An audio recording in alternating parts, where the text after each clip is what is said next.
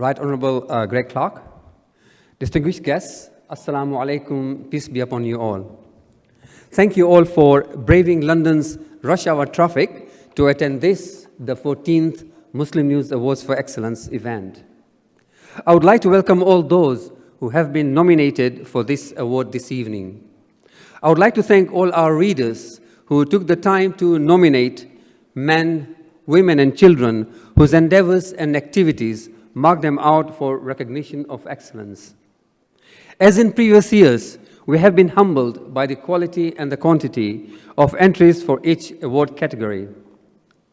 Since our last Muslim News Awards for Excellence, two issues have heavily impacted on Muslim community: new counter-terrorism measures and huge increase in Islamophobia and Islamophobic attacks. These are indicative of a growing climate of fear against Muslims. Yet, despite all the challenges, Muslims have continued to put their best foot forward, as exemplified by the deluge of nominations we have received, celebrating the contributions Muslims have made to the British society. It makes me proud to be a British Muslim. We had two aims when these awards were first conceived. The first was to find much-needed role models, especially for young people.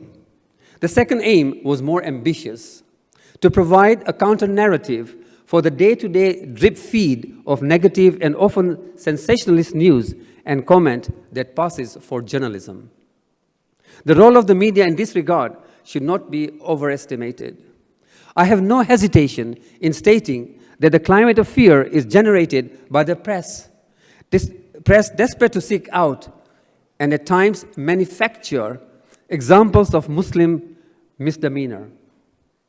This was most recently exemplified by the appalling way Muslims have been framed as a fearful other in the documentary on Channel 4, following the ICM poll on what British Muslims really think.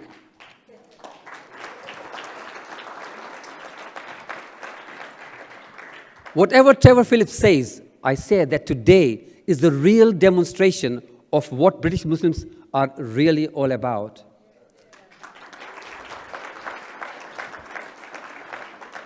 The conclusions from this documentary demonstrate to us how it is possible to use the media to spread pernicious hatred against Muslims.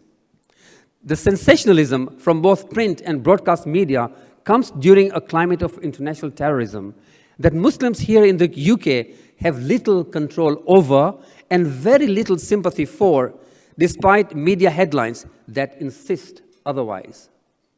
The outcome is not only a climate of fear, but also actual violence against Muslims. Last year, to mark the 25th anniversary of the newspaper, the Muslim News organized a special conference that brought together leading figures in the media world with Muslim community activists. The landmark conference produced a series of public interest recommendations for the media, the most imperative of which is an urgent need to separate personal journalistic prejudices from the reporting on Islam and Muslims.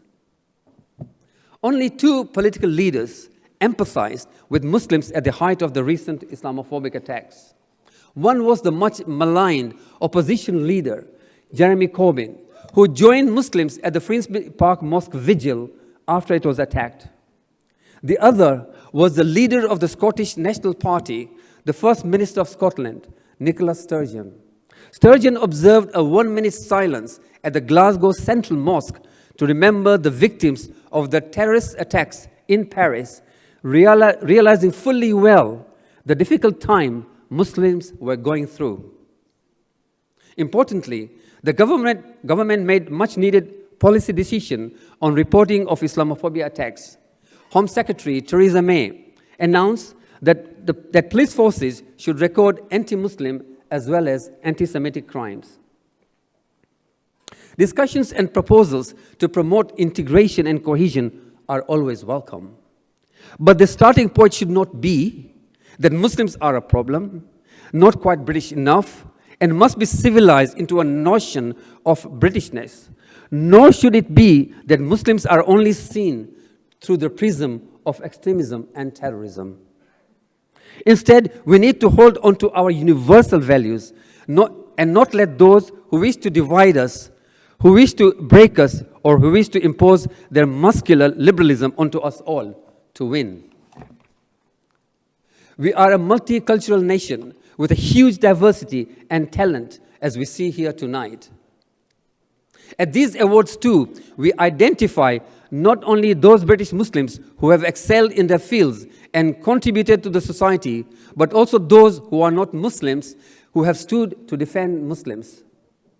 Despite the inaction of our leaders and the continuous hostility from the sections of our media, these examples tell us that at the grassroots, we can find countless examples where Muslims and non-Muslims come together in solidarity. Last year, Community Secretary Greg Clark launched the annual Big Iftar event at the Ismaili Center in London. This is one of the many initiatives that the Community Secretary is involved in as his responsibility of community engagement. My congratulations to all of those who are shortlisted for the awards tonight. I wish you all a very enjoyable and inspiring evening. My heartfelt thanks and appreciation to all the sponsors, including Human Appeal, one of the fastest growing Muslim charity in the UK, which this year is celebrating its 25th anniversary. My special thanks to Ahmed Versi, who made this evening possible. And I would like to extend my congratulations to the Queen on her 90th birthday.